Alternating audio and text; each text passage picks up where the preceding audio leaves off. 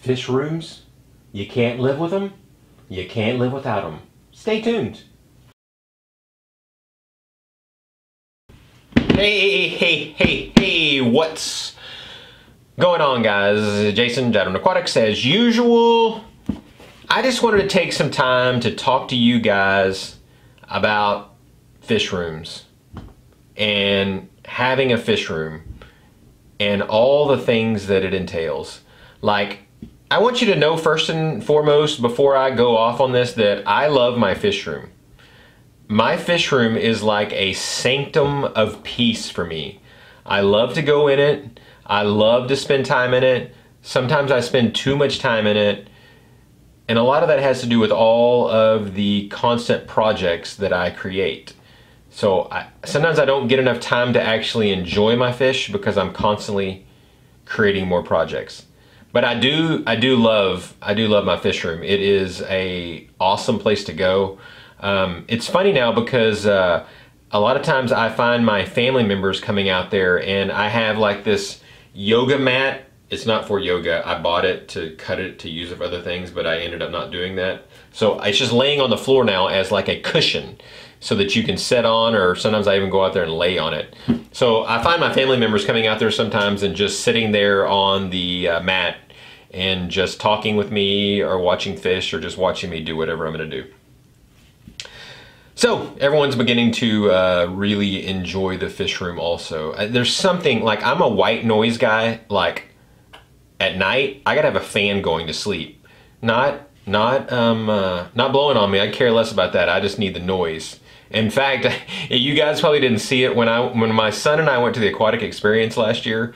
We stayed in the hotel that was the same hotel that the show was in. And so the hotel had Bluetooth speakers in it. And so I didn't have a fan, so I used a white noise app that had a box fan in it, and I Bluetoothed to the speakers. And so I had the fan blaring through the Bluetooth all night long, and my son and I slept like little bitty babies.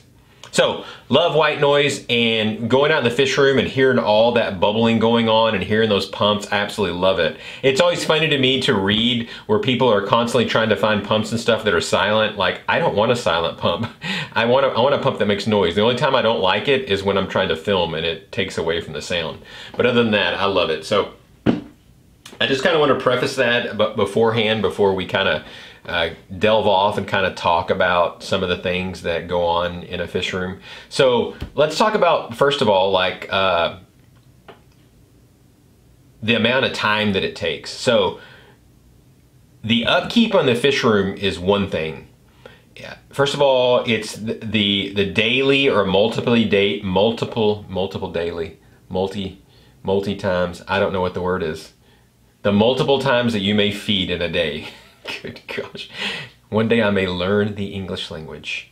So that alone, so right now I have 50-ish tanks, and so that takes a while to go around and to feed each tank, and if I do it multi times a day, that takes a while. And then the doing water changes. You guys know that I've switched most things over to a drip system, so that's made that a whole lot easier. I'm not having to spend so much time doing that. I still have a few tanks, including a tank I have inside, that I still have to do water changes on, so still have to roll out the hose and pumps and so on and so forth. So that takes a that can take quite a bit of time.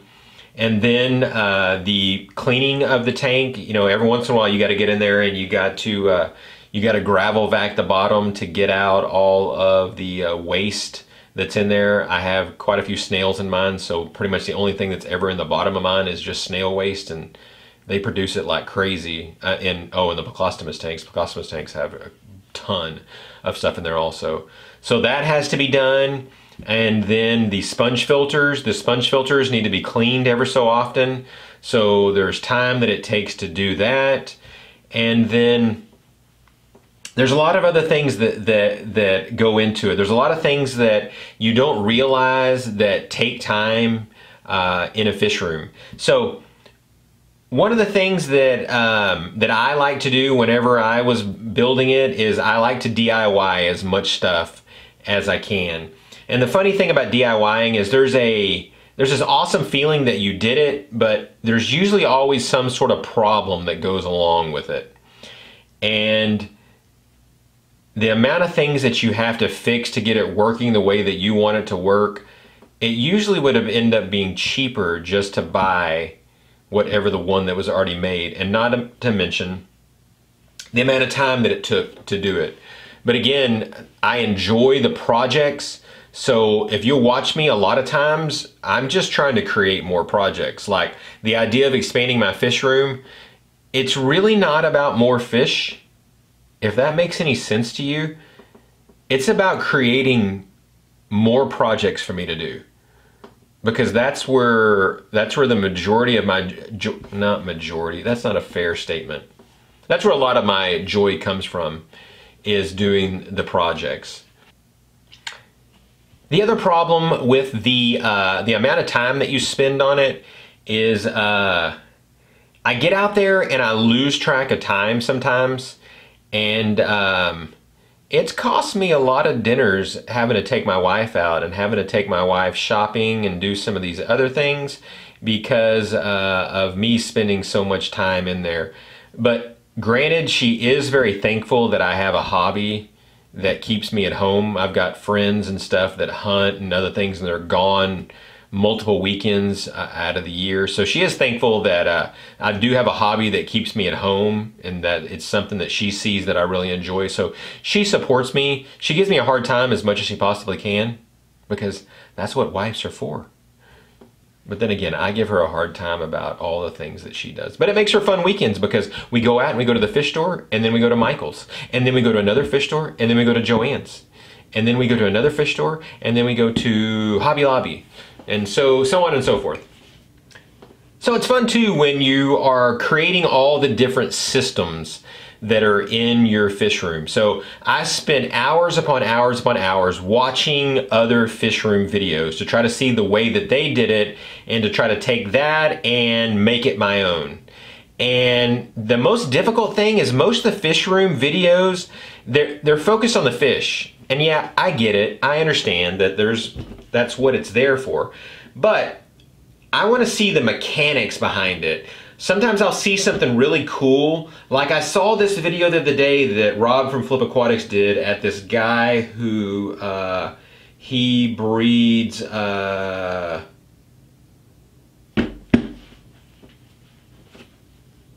can't remember what he breeds. Come to me in a minute. But his shelving system was cool. It was his shelving system was made. It wasn't anything that was bought.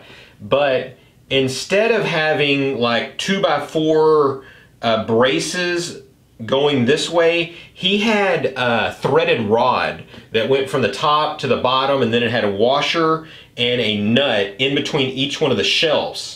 That's what it would use to hold the weight of the tanks that were on it.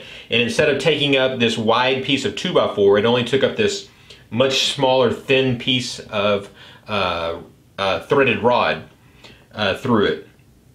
So I thought that was really cool, but I never could really see exactly how it all worked together. I just saw this glimpse of it.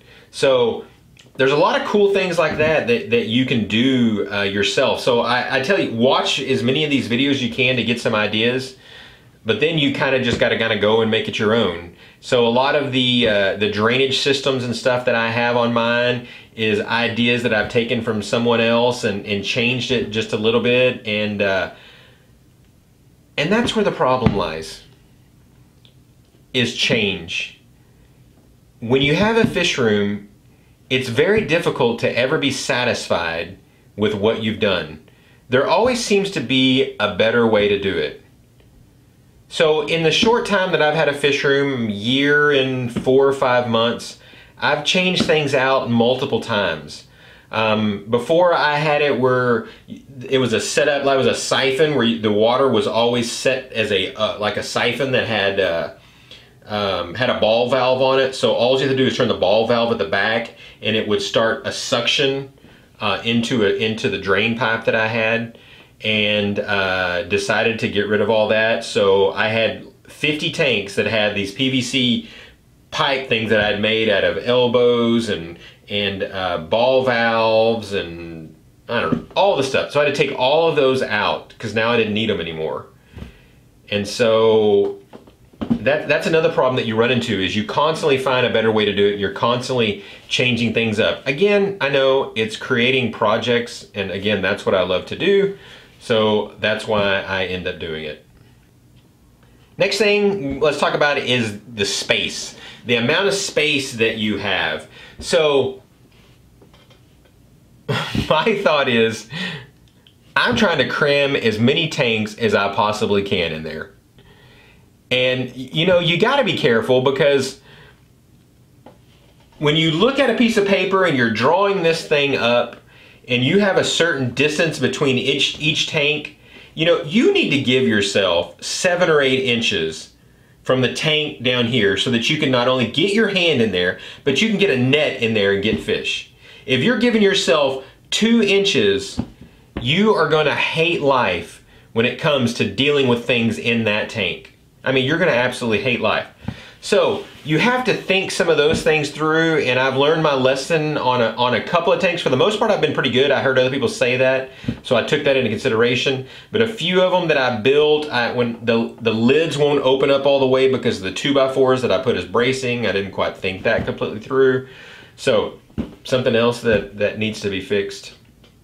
The other thing that you do is you create these walk spaces behind your tank that, I kid you not, if I was to gain 1 more pound, I would not be able to get to the other side of the tanks and work on anything that needs to be worked on that side. I mean, I'm like a little bit claustrophobic as it is. So I have these tanks, and before they weren't too bad, but when I put the drainage system on it, it made it difficult to step through. So I have to like turn my body sideways, and then I have to like step over, and then I have to slide the other foot beside me to get it to come over to keep it from hitting it. And because of the way these cinder blocks and stuff are, my foot is still turned like this. I can't turn it forward. And so it's this whole thing of having to go through to get to the other side. Now, thank goodness I hardly ever have to go over there. But when I do have to go over there, it's not very much fun. So that's another problem. We create these little bitty tiny spaces that we just can't seem to hardly get through. And then you got to make the decision, what am I going to do about stands? Am I going to build my own stands? So like, I know you guys have seen that I've built a lot of things, but I'm not really a builder. In fact, my wife doesn't even really like me doing things around the house that involve building things, because a lot of times they don't look too good, and sometimes they're not too balanced. Now, I've gotten way better at it. I've learned how to use a leveling gauge a whole lot more so that I can get things so that they sit better. And typically when I build my stands, and when you first set them there, they rock a little bit. Not a whole lot, but they rock a little bit. But I've learned that from the pressure of the water causes it to kind of move into a flattened position. And then by using some of the insulation foam, not the spray-on foam, but these like 1/2-inch blue foam sheets that you can buy at Home Depot that typically go on the walls. That's the stuff that I use to space out between my tanks. That stuff usually works really well at like adjusting for unevenness and leveling it all out. So luckily I haven't had any problems with any of those things before. Next thing you got to worry about is, how are you going to do the heating? Because if you get too many tanks and you start dealing with heaters, it is a pain. Everyone knows, everyone has a friend who has had a heater that has gone bad. So you have to make the decision, are you going to heat the room, or are you going to work on heating each of the tanks? So that's another decision to make. Luckily, I only have, I lost my RAMs. I only had 1 tank that I needed to keep warmer, so I had 1 tank that I kept a heater on where I kept it at about 83 degrees. So I've made the decision to heat the room and cool the room, and that's made life so much easier. That's a fantastic decision that I'm glad that I made. The other decision that you have to make is, what are you going to use as filtration? So, are you going to use a sump? If you use a sump and you have multiple tanks feeding into one sump, you know what that can happen. If you have sickness that comes out in one of your fish, it's now going to be spread to every single one of those other tanks because that water is filtering through all those systems. And there's no way that you can have a sump for each individual tank. You could, but that would take up a lot of room. Your next, your next one, are you going to use a power filter? Here's the problem with power filters. So if you have a power filter on every single one of your aquariums, you can keep it nice and clean, but you have to be able to plug in every single one of those power filters. And don't forget, you've already got lights. You got lights you got to plug in. So you've already got a bunch of lights already plugged in. Even though, like me, I'm going to use a strip of lights that'll put light on 3 tanks at a time, but it still uses electricity. And it's not so much the amount of electricity that it uses, it's the fact that the breaker that it's on. I only have 2 breakers in my fish room, and one of them is with the air conditioner, so it's like a 20 amp breaker, or no, it's a 15 amp breaker, and the AC/heater is like 12 amps by itself. So I can't hardly put anything else on it. So pretty much all my lights and everything are on the other breaker. So to me to use power filters, I can't do it. There's just no possible way. So that's why I decided to use sponges. Because with a sponge, you can buy one pump that's pretty pricey. You can buy one pump, and that pump can power, 30 tanks, or there's some that can power up to 100 sponge filters. Now, you got to take in consideration the depth. The deeper the tank is, the more pressure that it has to apply. So if you've got 2 sponge filters in a 55-gallon tank, that's the same as having 4 sponge filters in 4 10-gallon tanks because of the pressure that it has to press forward. So that's the other thing that you got to take in consideration. And always what goes through my mind in every decision that I make when it comes to lights, LED, fluorescent, T8s, whatever you're going to use, all of that runs through my filter in my head of I need what's going to use the least amount of electricity so that I can keep it on the same breaker. So with all that said, my goal in life when I retire is when my wife and I move into our last home, I want to have a building out back. I don't care if it's an existing building or whatever it might be. I want what Corey from Aquarium Co-op has. He has this huge building back in the back that used to be a business that he has converted into his fish room. That would be absolutely perfect because there's lots of other things that I love. I've had chameleons before. I love chameleons. Something I've had before that I love finches. The birds, the finches. I used to breed those and it was the coolest thing. I would love to be able to have those again. I'd love to have a tortoise. I think it'd be awesome to have a tortoise. So it'd be really cool to have this big building out in the back that would be Jason's room. Jason's man cave, you might say, where I can keep whatever pets that I want to keep. Because with the other previous pets that I've had in the past, it always involved some type of insects that I fed it. Like when I had the chameleons, I had crickets, and I had, get ready for this ladies, I had 4 types of roaches breeding out in my garage, including the giant Madagascar hissing cockroach. You haven't seen that before? Look it up. I had a container of those breeding. My wife hated the fact that I had those things out there. Luckily, they didn't get out. The only thing that ever got out were the stupid crickets. And the crickets would get in the house and start chirping and they'd be in the wall and you couldn't do anything about it. So, that's what I want. That's what I want to shoot for in life. That's what I want part of my retirement to be, is to have a fish room.